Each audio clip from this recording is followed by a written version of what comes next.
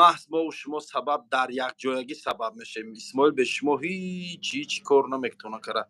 اگر شما نباشین ویدیوی ما رو دستگیری نکنین، پدلیت نکنین، لایک نمونین، کامنتار نکنین، این یک ویدیو کردن من یگان رول بازی نمیکنه، یگان کار حل نمیکنه. شما سببگور اساسی خرسندی یک اویله، خرسندی یک مادر و شما سببگورین که یک برادر نیازمند کارش بود میشه، یک خواهر نیازمند، یک مادر نیازمند کارش بود میشه.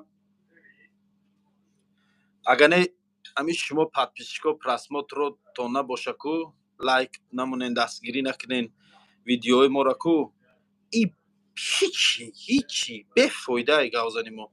برای همین منتدار هر یک کدام شما که در این کارهای خیر در بری ما راستین و ما را دستگیری میکنین. الله ثواب شد در نامه اعمال هر یک که ما